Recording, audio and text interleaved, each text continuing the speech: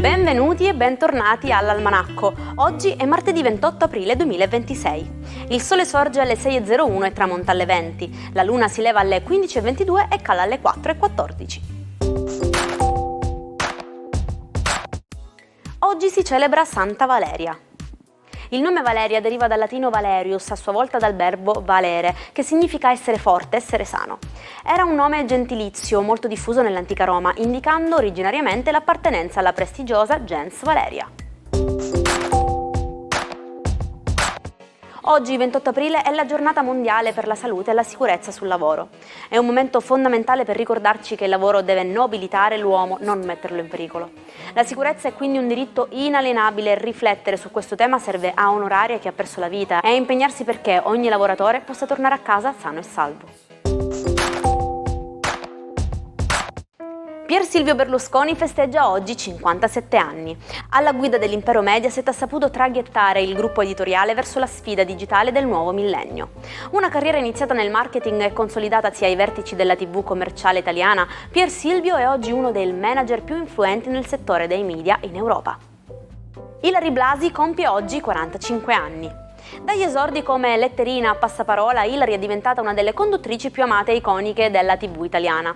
Con la sua schiettezza romana ha guidato successi come Le Iene, Il Grande Fratello VIP e L'Isola dei Famosi, confermandosi una vera regina del prime time. Penélope Cruz spegne oggi 52 candeline. Musa di Almodovar e star di Hollywood, l'attrice spagnola è una delle interpreti più premiate al mondo. Vincitrice di un Oscar per Vicky Cristina a Barcellona e di una Coppa Volpi a Venezia, Penélope continua a incantare il pubblico con la sua intensità drammatica ed una bellezza che sembra non conoscere il passare del tempo. Il 28 aprile 1945 si scriveva l'atto finale del fascismo in Italia. Dopo essere stato catturato dai partigiani, il giorno precedente a Dongo, Benito Mussolini veniva fucilato insieme a Carletta Petacci. I loro corpi sarebbero poi stati portati a Milano ed esposti a Piazzale Loreto, lo stesso luogo dove l'anno prima erano stati lasciati i corpi di 15 partigiani uccisi. Una data che segna profondamente la memoria storica del nostro paese. Sapevate che Giove è il re del sistema solare? È talmente grande che al suo interno potrebbero starci comodamente tutti gli altri pianeti messi insieme. Giove è un gigante gassoso che esercita una forza gravitazionale enorme. Spesso non ci si pensa, ma anche lui possiede degli anelli, sebbene siano fatti di polvere finissima, quasi invisibile. Li abbiamo scoperti solo nel 1979, grazie agli occhi della sonda Voyager 1. Il 28 aprile 1937 nasceva a Roma la Fabbrica dei Sogni. Veniva inaugurata Cinecittà.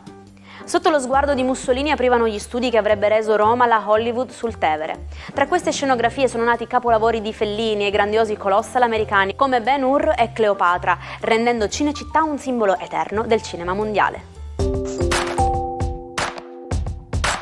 Perché diciamo che un fatto è lapalissiano? Deriva da un maresciallo francese, Jacques de la Police. Quando morì in battaglia nel 1525, i suoi soldati scrissero una canzone in suo onore che diceva «Un quarto d'ora prima di morire, egli era ancora in vita». L'ovvietà di questa frase era tale che il suo nome è diventato l'aggettivo perfetto per descrivere qualcosa di talmente scontato da non aver bisogno di spiegazioni.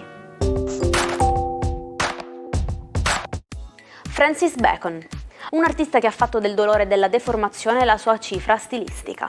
Scacciato di casa a soli 15 anni dopo il suo coming out, Bacon trovò nella pittura di Picasso la sua vocazione.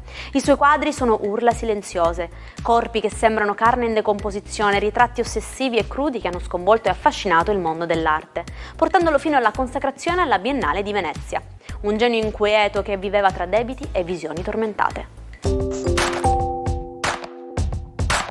E ci salutiamo con la nostra frase del giorno. Solo chi osa spingersi troppo lontano scoprirà quanto lontano si può andare. Vi auguro di avere il coraggio di Elliot in questo martedì, osate, scoprite nuovi orizzonti. Io vi ringrazio per aver passato questo tempo anche oggi assieme a me e vi aspetto domani, puntuali come sempre. Una buona giornata dalla vostra Jaire.